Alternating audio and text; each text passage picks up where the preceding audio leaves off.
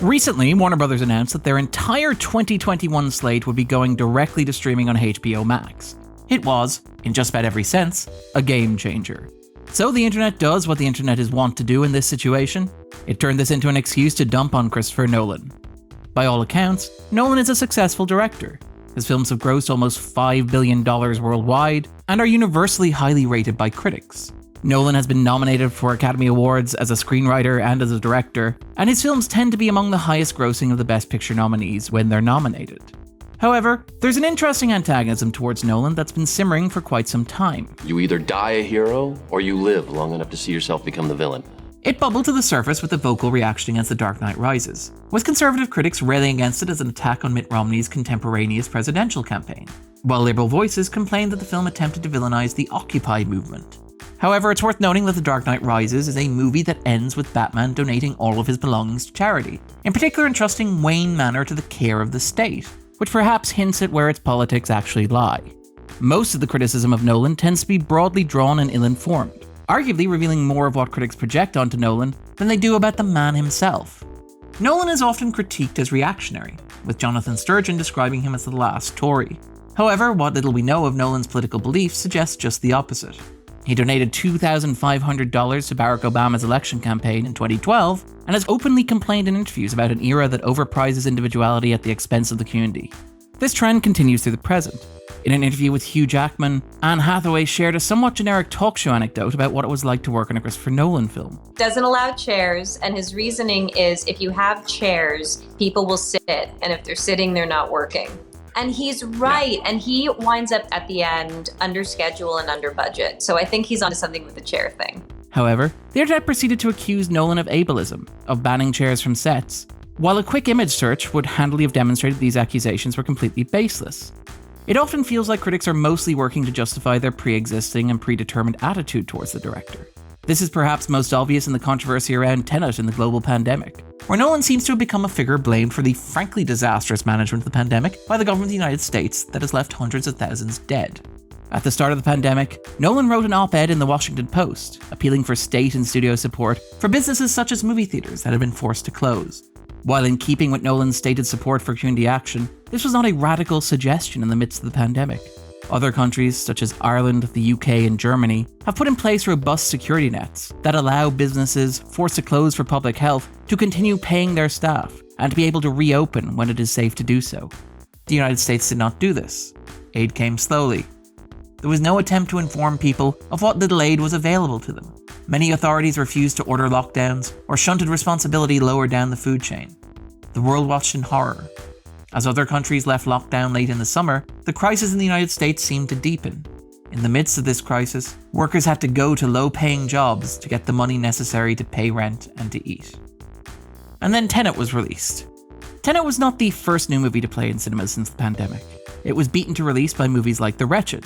It was, however, the first major release and a testing of the waters. It was designed to see if cinemas could support new releases. The results were not ideal. In the United States, Tenet floundered. However, it performed well enough overseas, grossing more internationally than pre-pandemic releases like Bad Boys for Life or Sonic the Hedgehog.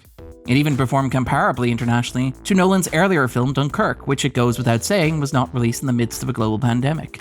However, again, the narrative aligned against Nolan. The sentiment was best articulated by Seth Rogen, who joked that Nolan was trying to kill his greatest fans. This ignores the fact that, with companies like AMC and Regal on the verge of bankruptcy and no state support in sight, cinemas desperately needed new content to keep employing thousands of staff. Tragically, this attempt to resuscitate cinemas did not work, with more dramatic writers claiming that Tenet had killed cinemas. Of course, this analysis misses several key factors. Most obviously, business outside the United States is continuing not as normal, but at least better. This will be the first year that the highest grossing movie at the worldwide box office will not be American. English language cinemas in safer markets, such as Ireland and the UK, needed content once it was safe to open, and Tenet provided that. After all, this was a gamble, but this was a gamble that cinemas and distributors were willing to take, because there was simply no alternative for a global industry that was on the verge of collapse.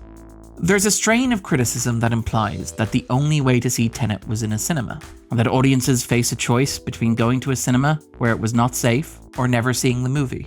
This plays off a caricature of Nolan as a cinematic snob, which again contrasts with the reality of a man who has a stated fondness for movies like MacGruber, which famously introduced the world to the concept of the upper decker. Upper decker? Yeah, it's where you take a dump in the water tank and not in the bowl. In reality, audiences would merely have to wait a few months for the home media release, minimizing the risk of piracy to impact the overseas box office. After all, rural and international audiences wait months to see Oscar contenders every year. More immediately, there was always going to be a cinematic release to test the waters. Most likely, that release was going to arrive between the second and third financial quarters, the point at which the studios would have to justify to investors what they were doing to try to earn money in the midst of this pandemic. However, one of the more interesting features of this year's slate was that many of the blockbusters were directed by women or people of colour. Nikki Caro's Mulan, Kate Shortland's Black Widow, Nia DaCosta's Candyman, Patty Jenkins' Wonder Woman 1984, Chloe Zhao's The Eternals, John M. Chu's In the Heights. There was a real tangible sense that Hollywood was moving beyond the archetype of the blockbuster director as a straight middle-aged white man. However, had the studios pushed out one of those movies as a cinematic stalking horse, they would have been rightly criticized. After all, Hollywood history has demonstrated consistently that female and minority directors do not get the second chances afforded to white male directors when their movies do not perform as expected. However, even outside of that reality, Nolan is arguably the only director working today who could have taken that chance. Nolan is such an established brand, an established director, that it seems highly unlikely that his career will be negatively impacted by Tenet's struggles at the box office. It's notable that Nolan is far from the only director to voice concerns about Warner Bros. Sending their movies direct to streaming. However, it is Nolan who garnered the social media backlash for this, with Slate senior editor Sam Adams wryly noting that the internet made the discourse about how annoying Christopher Nolan is, and Forbes critic Scott Mendelson sarcastically joking, "Good to see folks villainizing Chris Nolan against the poor, downtrodden underdogs at AT&T." This gets at an interesting bit of subtext that informs a lot of the narrative around Nolan, and perhaps why he has become a figure of such internet vitriol. Quite frankly, there's nobody working at the level of Christopher Nolan within the modern studio system, enjoying the freedom and the budgets to make the project that he wants to make without visible compromise. That freedom is well earned. He's worked very hard to make movies that succeed on the level that they do, and to earn the trust of the studio in managing their money. Since The Dark Knight Rises, Nolan's projects have not been tied to existing intellectual property. It's been argued that Nolan is the brand when it comes to his movies. However, all of Nolan's movies retain his core thematic interests and sensibilities, and we can jokingly point to things like The Dead Wives, the fixation on drowning, the wry sense of humor, the tailored suits, and the preoccupation with the passage of time. Nolan is an auteur in the classical sense, in a way that simply does not exist on that level and that scale any longer. There was a time when directors could get these sorts of movies made through the studio system. Think of George Lucas with Star Wars, Steven Spielberg with Raiders of the Lost Ark, and Robert Zemeckis with Back to the Future. These were all original concepts at the time. They just became massive box office successes that went on to generate franchises and imitations that shaped the pop culture landscape. However, Inception is the only live-action film not tied to an existing intellectual property to gross over $800 million at the box office since 2010. Along those lines, Interstellar is one of only 2 live-action films not tied to an existing intellectual property to gross over $650 million in the same period. In recent years, we've become justifiably skeptical of auteurs, as accounts of how directors have treated their stars have come to light. It's worth clarifying here that the worst that actors have endured from Nolan is a ban on cell phones at work. Still, cinema is a collaborative medium, and auteur theory tends to erase that. In the case of Nolan, it's worth drawing attention to the crew of collaborators that Nolan has built around him, people that he trusts to work with and who bring their own stylistic synergy to his work. People like cinematographer Wally Pfister, composer Hans Zimmer, editor Lee Smith, his wife producer Emma Thomas, his brother writer Jonathan Nolan, and a crew of actors that includes people like Tom Hardy, Cillian Murphy, Christian Bale, and Anne Hathaway. As if to prove this point, many criticisms of Nolan are rooted in his public persona and auteur status.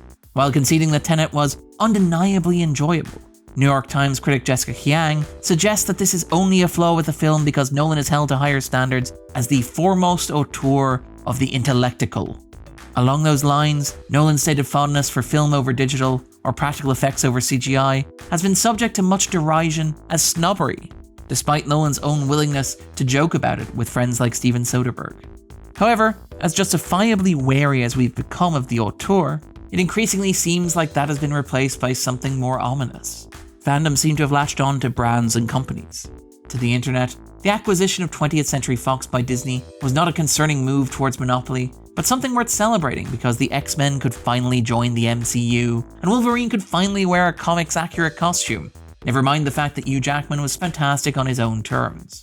A contractual disagreement between Sony and Marvel became a heart-wrenching narrative of child separation over the fictional character of Spider-Man, a divorce in which Sony could be presented as the bad dad and Marvel as the loving mother. Lonely, I'm Mr. Lonely, I have nobody. Last year, New York Times television critic James Poniewczuk warned readers, Netflix is not your friend. The same is true of Disney and AT&T. At the moment, the studios are in the midst of a vertical integration that recalls the classic studio system. Warner Brothers were once regarded as one of the most creatively friendly studios in Hollywood, enacting an old one for us, one for you approach with talent like Clint Eastwood that balanced creative and commercial impulses. It meant that for every stupid Talking Ape movie you got a silly jazz movie. For every unnecessary Dirty Harry movie, you got to see Clint Eastwood play John Huston in a loose adaptation of his life. But that era is over. The consolidated studio system that is developing resembles that of the 1930s and 40s, which eventually collapsed and led to the cinematic renaissance of the new Hollywood movement that birthed the modern conception of the auteur. There are more young, talented, and diverse directors working than ever before. Taika Waititi, Ava DuVernay, Ryan Coogler, Nia DaCosta, Chloe Zhao, and many more. They deserve opportunities to pursue their talent and creative vision outside the binary of low-budget independent films and rote franchise installments. Christopher Nolan is a unique figure in the modern cinematic landscape, but he should not be. It's disheartening that the impulse is to tear him down, instead of trying to encourage others to follow in his footsteps. I've been Darren Mooney, and this was In the Frame.